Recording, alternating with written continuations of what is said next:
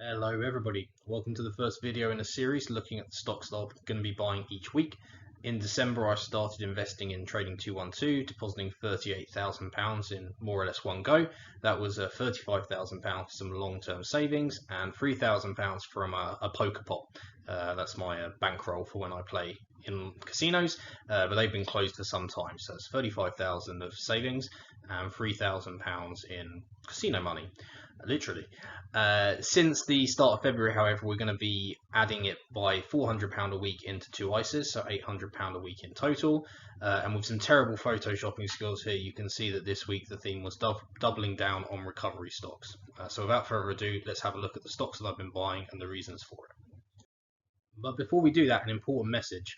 The boss hog loves hedgehogs and other animals because they are awesome too. As such, I'm going to be donating money each month to Tiggy Winkle's charity. This is originally a hedgehog charity, but since then it's really become an all animals charity. It's open 24/7, including Christmas, and every year they care for 12,000 animals. The way we're going to be doing this is for every like on a video that we get, I'll be adding a penny to that donation, a minimum of £10. If it's greater than £10 or greater than £100, I guess, I'll be doing 10% of it. If you're feeling like this idea isn't super new, I confess I've nicked the idea from Felix Finance, who's doing it with goats. But just to put my money where my mouth is, this is actually my hedgehog Euclid. He's not in any need of rescuing whatsoever, but plenty of other hedgehogs are. So another reason to like this video. Now onto the stocks. Okay, so the first video, you might not recognize this logo. It's actually Hollywood Bowl, ticker London, BOWL, Bowl. I previously had 200 shares, and I more or less doubled those shares. And the reason is this is a proper recovery. It's been shut down for a year. Their financial year actually is September to September, so they did record a super tiny profit last year, sort of scaled back a lot of their costs. And when I say tiny profit, I mean £1 million. That's it for the year. They're open normally for the first 6 months and closed for the second 6 months.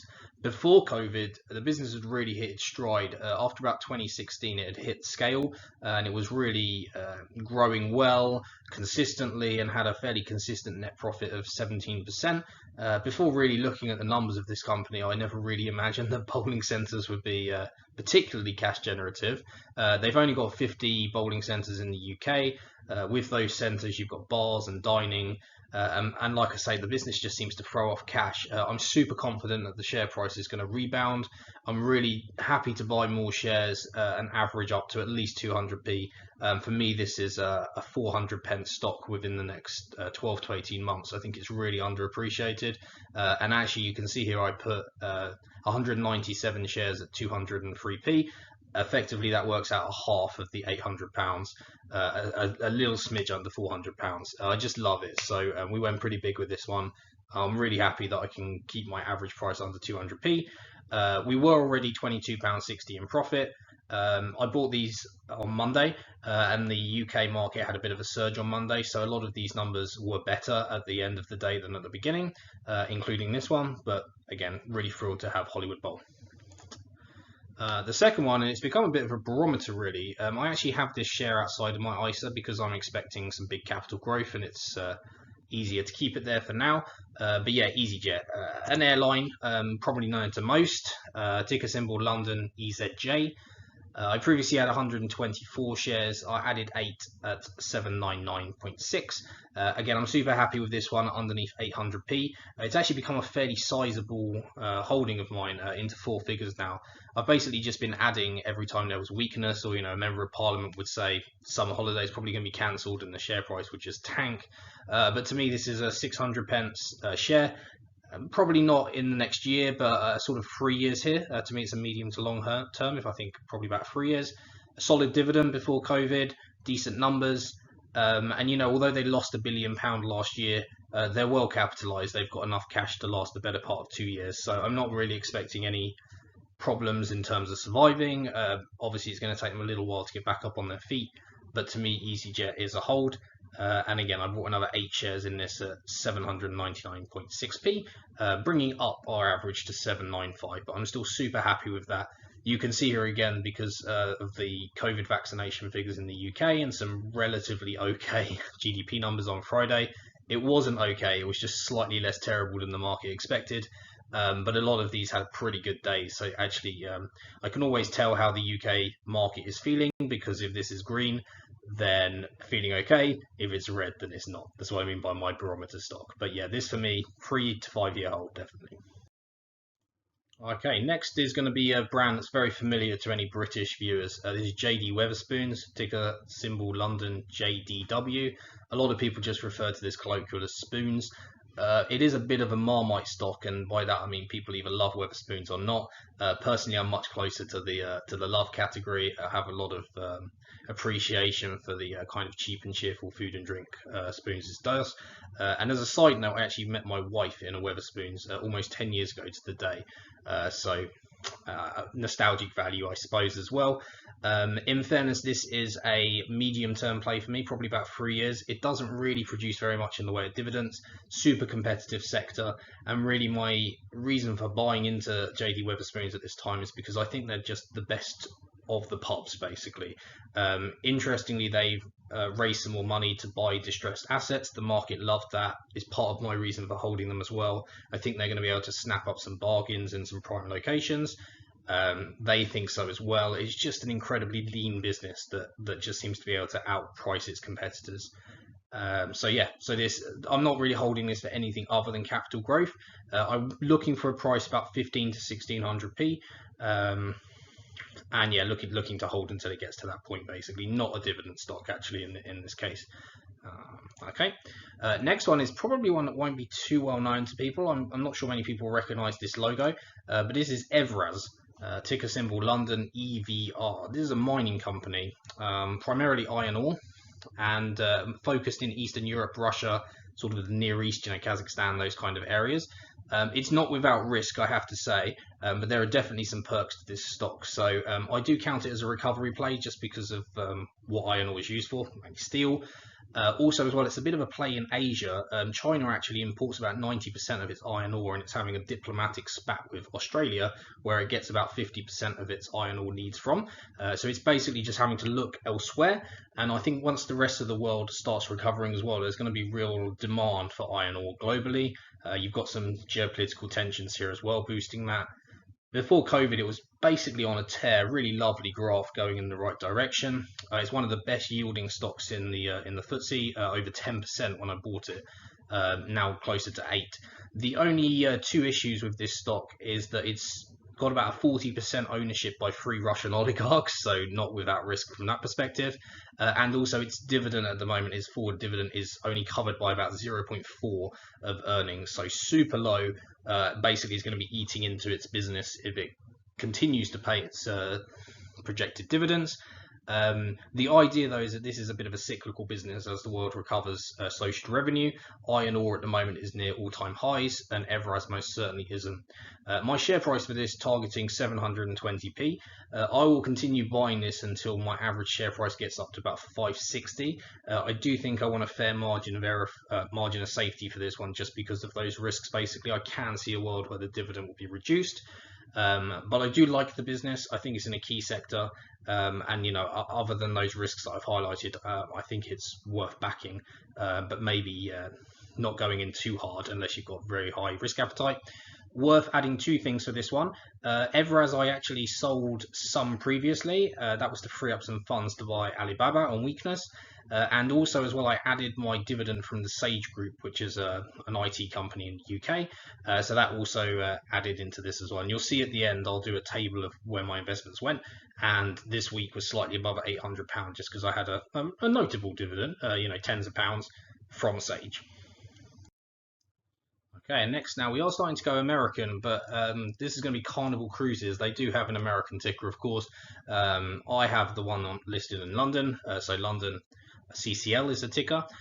This was one of my worst holdings, actually, but I decided that to back it again. I think it's still underappreciated.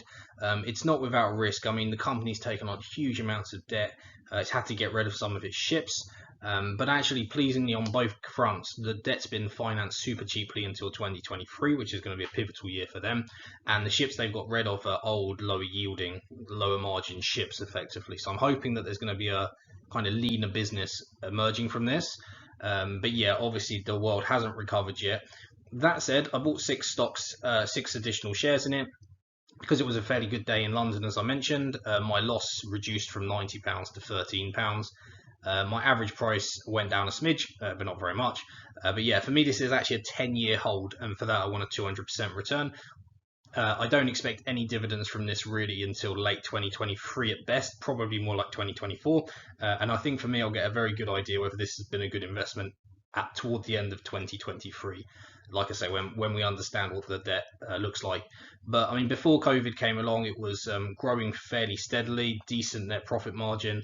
And interestingly, with ships, they need a much lower load factor. So basically, how many cabins are there than aircraft to break even. So again, even if ships have to operate at a reduced capacity for a little while, I think they will start bringing in some money and won't need a huge load factor to be profitable. And lastly, this is Macerich, so this is an American share. Now, I haven't been buying too many American shares recently for 2 reasons. First of all, my portfolio was 60% US, and I want it at 50%, 50-50 split between US and UK. But also, I expect the dollar to get weaker against the pound for the next couple of months. The UK economy is getting up and running quicker than most of its competitors. And the American stimulus package is going through at the moment as well, which is going to add to inflation and reduce the dollar. That's my expectation. And I'm already suffering about £800 negative variance on currency fluctuations in my portfolio at the moment, so I'm feeling a little bit battered because of that. That said, Macerich, this is a mall operator. Probably more people know Simon Property Group, but I actually slightly prefer Macerich. It's much smaller by comparison, but I like their focus on sort of more premium locations and premium tenants. And I just think it's actually an okay business. Don't rave about it. To me, it's like a bargain buy. And this is a medium-term hold, I think. I definitely am going to ride it out for the recovery. It does continue to pay a dividend, only about a sixth of what it was paying before, but its share price is also about a sixth of what it was paying before. So there's definitely been some corresponding drops. I think malls are still going to be around in the future, but I do think that they'll change slightly to be, again, more of an event rather than just, generic mall. So I still like them. Brought another 10 shares, or technically I'm recording this Monday evening, so this is a order that's going to go through on Tuesday because the American markets were closed today. But that's the impact there. In terms of the profit and loss, the reason for that asterisk is because my actual profit in terms of trading on these shares is 2p positive, but because of currency impact, actually the start of the day it was minus 957, and by the end of the day, even though the American markets weren't open, I still have a live tracker. So the currency impact meant that I lost another pound just because of the direction of the dollar. Is what it is. But yeah, I think Macerich is still quite undervalued, to be honest with you, so I may well add a little bit more to this. I'm not going to go wild on this at all. I'm going to limit my exposure for sure, but I do think if this company does recover, it will recover in quite a big way. All right, so let's recap then. So we've gone for a £400 investment into Bowl. Because this is a UK share, we have something called stamp duty tax, 0.5% on the purchase of shares. Nothing you can do about it. It just is a transaction tax that gets levied.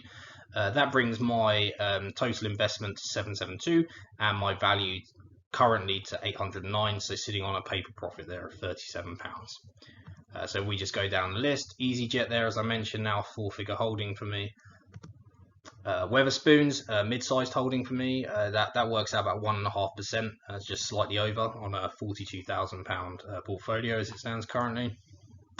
Evraz, as I mentioned, I did have more in Evraz, but again, I freed up some cash and they were partly profit-taking to finance Baba, but I'll be adding to these. I still have a fairly small stake. I'd like to sort of double my stake ideally before the share price hopefully goes up, but I'd like it to stay sort of in the low 500s just so I can add a bit more to them.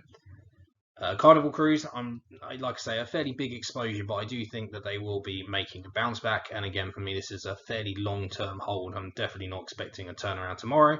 My loss on this now, though, is much more manageable, just £13. and I do think cruising will be around for the future.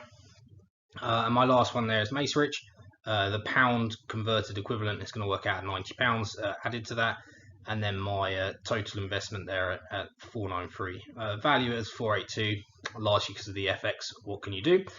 So overall this week we technically invested £815.95, but we also had to pay some tax, 364. And again, the reason why it was a little bit higher was because I got some dividends from the Sage Group, so one of my larger holdings, and they had their twice a year dividend come through. Okay, I hope that was useful. If anyone wants to see me do a deep dive into any of these shares, please drop me a comment with a name that you'd like to see, and I'll get on it basically. But this is what I was focusing this week, all about recovery. I think recovery is really starting to kick in now, and it was just kind of maybe some last minute bargain hunting before the price goes up. Thanks very much, everyone.